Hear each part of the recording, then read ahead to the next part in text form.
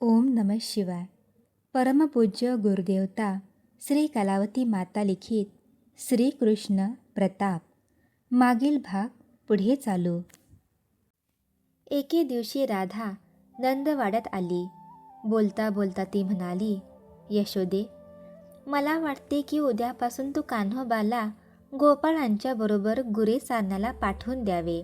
त्यामुळे काय होईल, आमच्या वाटणीला गाढाने सांगण्याचे काम उरणार नाही आणि तू पण निश्चिंत होशील.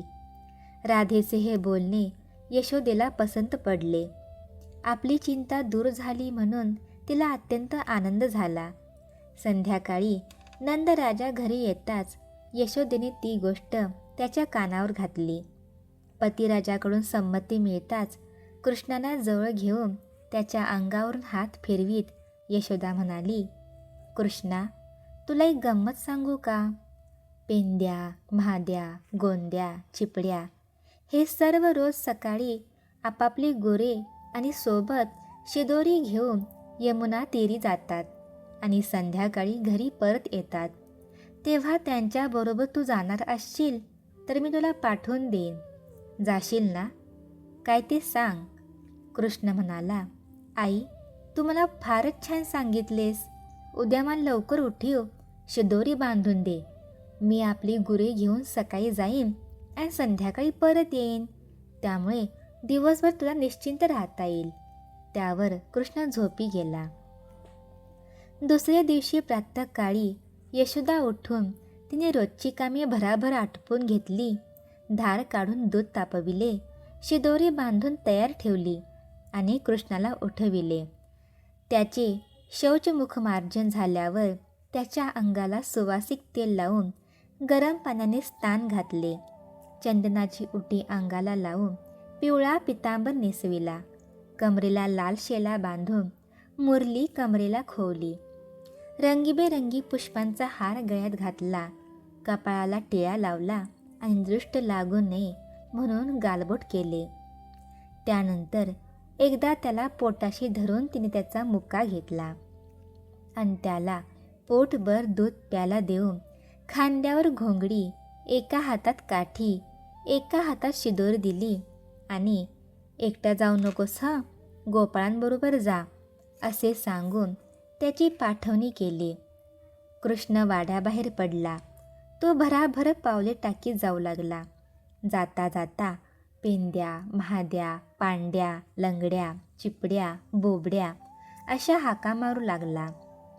पहिल्या दिवशी ठरलेले असल्याने सवंगडी सर्व तयारीत होते. कृष्णाची हाक ऐकताच प्रत्येकजण आपापल्या घरातून गोधनासह बाहेर पडले. यमुना तीरी गेल्यावर गुरांना सोडून सर्व गोट्या, भोवरे, चेंडू इत्यादी खेळ खेळू लागले. खेळण्यामध्ये गुंग झाल्यामुळे गायी लांबवर गेल्या तरी गोपाळांना कळू शकले नाही. पण कृष्णाचे मात्र खेळाकडे लक्ष असूनही गायींच्याकडेही होते. त्यामुळे खेळता खेळता मध्येच त्याने एकदम मुरली वाजविली. त्याबरोबर शेपटी वर करून उड्या मारीत गायी कृष्णाजवळ आल्या. ते पाहून गोपाळांना मोठी गंमत वाटली. पुन्हा कधी गायी लांबवर गेल्या तर कृष्णा, मुरली वाजव म्हटलं की गायी पळत येतील अशा विचाराने त्यांना विशेष आनंद झाला. 2 प्रहरी गुरांना पाणी पाजून विश्रांती घ्यायला सोडले आणि सर्वजण आपापल्या शिदोरीचा परामर्श घेऊ लागले. त्यावर थोडा वेळ गप्पा गोष्टीत घालून 2 तासानंतर पुन्हा गायींना चारायला सोडून ते खेळू लागले.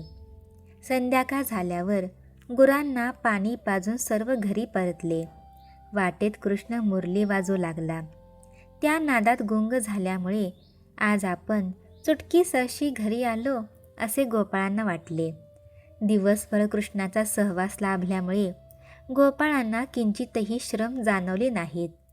दुसरे दिवसापासून कृष्ण आपण सर्वांच्या आधी उठून शिदोरी तयार करण्याबद्दल यशोदेला घाई करू लागला. कृष्णाला दही, दूध, लोणी खायला मिळत नव्हते असे नाही. नंद हा गोकुळीचा मुख्य पाटील असून त्याला कृष्ण हा एकुलता एक मुलगा. त्याच्या घरी गोठा भरून गुरे असता कृष्णाला दुभते मिळत नव्हते असे कसे होईल? कृष्ण गवळ्यांच्या घरी केवळ दुभते खाण्यासाठी जात होता असे नसून बायकांचे दही, दूध, लोणी यात विशेष लक्ष असते, तेव्हा त्यांचे त्यातील लक्ष कमी करून देवाकडे लावावे हा मुख्य त्यात सुप्त उद्देश होता. त्यामुळे अशा प्रकारचा त्याने खेळ मांडला होता. इतकेच, थोडे घ्यावे व खूप द्यावे, आधी घ्यावे आणि मग द्यावे हा परमेश्वराचा भाव असल्यामुळे कृष्ण गवळीजनांकडून आधी दही, दूध, लोण्याचा बिंदू घेऊन त्यांच्या हृदयात अकृत्रिम असा आनंद भरून टाकीत असे. आपले दही, दूध, लोणी नाहीसे झाले याबद्दल गोपी यशोदेला जरी गाऱ्हाणे सांगत असत, तरी त्यानिमित्त त्यांचा अन्य ध्यास जाऊन त्या कृष्णरूप होत असत. कृष्ण दर्शनाने दुर्लभ अशा आनंदाचा त्यांना अनुभव येत असल्याने एखाद्या दिवशी जर कृष्ण दृष्टीस पडला नाही तर त्यांना चैन पडत नसे. एके दिवशी कृष्णाला एकदा डोळे भरून पाहावे असे राधेला वाटले. तिच्या चेहऱ्यावरून तिला, आज काय विशेष दिसते, गुलाबासारखा तुझा चेहरा फुललाय, असे तिचा नवरा म्हणाला. तेव्हा राधा म्हणाली, कृष्ण गोपाळांसह गायी चारतो हे आत्तापर्यंत मी फक्त ऐकले आहे. आज मी प्रत्यक्ष पाहणार आहे. तसेच येता येता पाणी घेऊन येईन. असे म्हणून ती घागर घेऊन घरातून बाहेर निघाली. थोड्या अंतरावर गायी व गोपाळांसह मुरली वाजवीत यमुनेला जात असलेला कृष्ण तिला दिसला. कृष्णाबरोबर आपले जाणे व्हावे म्हणून राधा भराभर पावले टाकीत जाऊ लागली. नको जाऊ रे पुढारा, कृष्णा थांब थांब थांब, घागर घेऊनी येईन मी त्वरित, तुझविन घाट वाटे लांब लांब लांब, दशभुज पंचवदन त्रिनेत्रधारी जो, गाठेल वाटेवरी सांब सांब सांब, रुक्मिणी जीवना हीच माझी कामना, दावी एकवे निजधाम धाम धाम. यावेळी त्याने गोरक्षणाची जबाबदारी घेतली होती. त्यामुळे पाठीमागे राधिका येत असलेली कळूनसुद्धा त्याने मागे वळून पाहिले नाही. यमुना तीरी गेल्यावर रोजचा त्यांचा कार्यक्रम सुरू झाला. थोडा वेळ खेळ पाहून झाल्यावर राधा पाणी घेऊन घरी परतली. श्री सद्गुरुनाथ महाराज की जय.